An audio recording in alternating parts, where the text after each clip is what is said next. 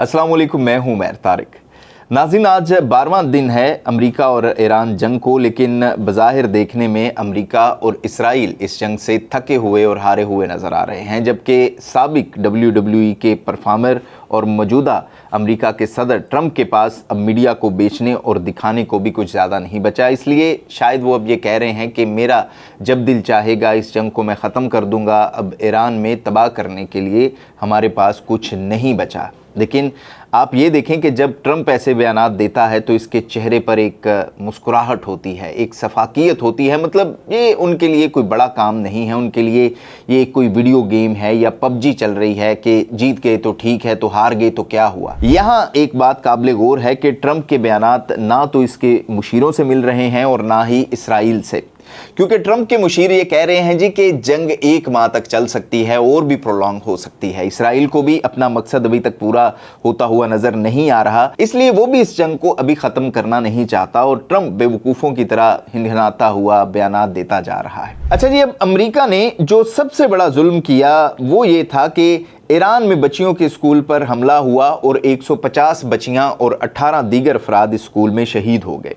Trump से जब पहले दिन ये सवाल किया गया तो इसने तब ये कहा कि ये ईरान ने खुद करवाया है, इसमें अमेरिका मुलविस नहीं हो सकता। लेकिन अब न्यूयॉर्क टाइम ने यह खबर दी है कि इब्तदाई तहकीकात में मालूम हुआ है कि अमेरिका की ये गलती थी और अमेरिका के टोमाहॉक मिसाइल ही इस हमले में इस्तेमाल हुए थे। और अब अमेरिका के साबिक CIA के डायरेक्टर और US सेंट्रल कमांड के कमांडर जनरल डेविड पेट्रियास ने स्कूल पर हमले के हवाले से ये कहा है कि ये हमला जो है मुमकिना तौर पर इस हमले में अमेरिका का किरदार हो सकता है, क्योंकि ये मिसाइल जो है वो अमेरिका और बरतानिया के अलावा और किसी के पास नहीं है, यानी इसराइल के पास भी नहीं है। अच्छा, इसके अलावा यूनिसेफ ने एक बड़ी ही अलार्मिंग रिपोर्ट जारी की है, ख़ास तौर पर इस जंग में बच्चों की हलाकतों या उनकी जानों के हवाले से, कि 28 फरवरी को ईरान पर अमेरिका और इसराइल के पहले हमले के आगाज़ के बाद से अब तक 1100 से ज़ायद बच्चे हलाक या ज़ख्मी हो चुके हैं इस जंग में।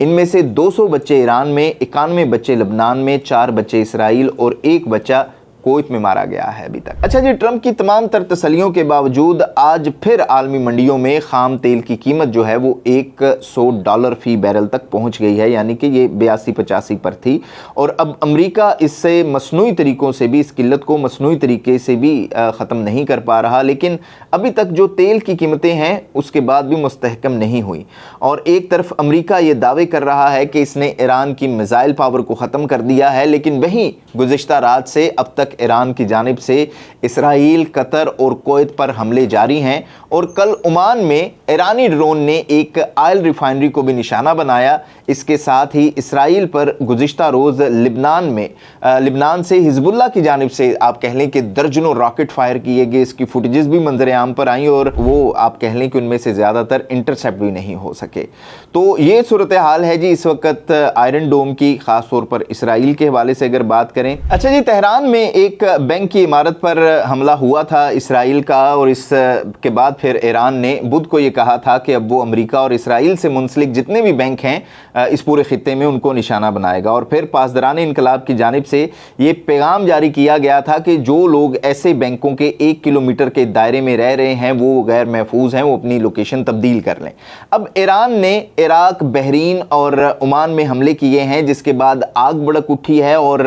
बैंकों का जो खलीजी ममालिक में काम था वो काफ़ी हद तक मुतासिर हुआ है। ये रिपोर्ट किया है BBC ने। ये थी जी सूरत हाल जो ईरान ने इसराइल को और इसके इत्तेहादी मुल्कों को नुकसान पहुंचाया। अब बात करते हैं जी सबसे अहम खबर की, और ये खबर है जी यूरोप के रिलेटेड के स्पेन की हुकूमत ने इसराइल से अपने सफ़ीर को वापस बुला लिया है। और स्पेन ने इसराइल के साथ सफारती ताल्लुकात 1986 में कायम किए थे। और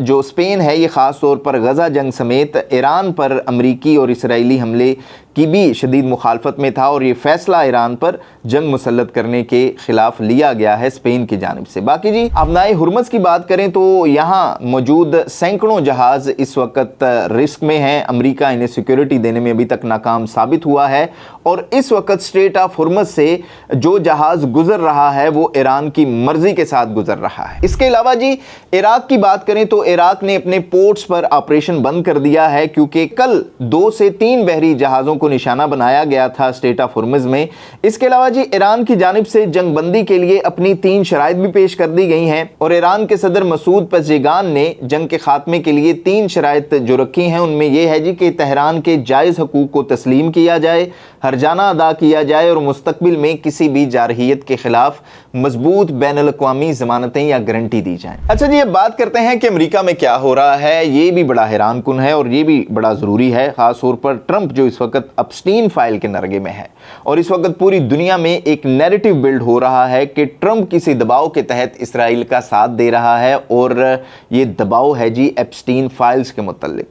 ट्रंप पर यह दबाव क्यों है, इसकी वजह क्या बताई जा रही है, ये बात करेंगे। लेकिन इससे पहले आप ये ज़रा तस्वीर देखें जो कि वाशिंगटन डीसी से आई हैं और ये एक मुजस्मा लगाया गया है अमरीकी कांग्रेस या पार्लियामेंट की इमारत के बाहर और ये बड़ा एक मुतनाज़ा सा मुजस्मा बन चुका है। इस मुजस्मे में जी अमरीकी सदर ट्रंप को इसके बदनामे ज़माना साथी और मुजरिम जेफरी एप्स्टीन के साथ मशहूर फिल्म टाइटैनिक के मंजर में देखा जा सकता है और वैसे दाद देनी पड़ेगी जिसने ये मंजर की है। इस मुजस्मे का नाम जी किंग ऑफ द वर्ल्ड रखा गया है और इसे एक गुमनाम फनकार या फनकारों के ग्रुप ने बनाया है। अच्छा जी, मुजस्मे के साथ लगी हुई तख्ती के ऊपर लिखा गया है कि ये यादगार ट्रंप और एप्स्टीन के दरमियान तल्लुकात पर तंज के तौर पर बनाई गई है और इसके इतराफ में एप्स्टीन और ट्रंप की तस्वीर वाले बड़े बड़े बैनर्स भी लगाए गए हैं और लोग बड़ी तादाद में यहाँ पर आकर ट्रंप और एप्स्टीन के इस मुजस्मे के साथ तस्वीर बना रहे हैं। अच्छा जी, अब मैं आपको ये बताता चलूं कि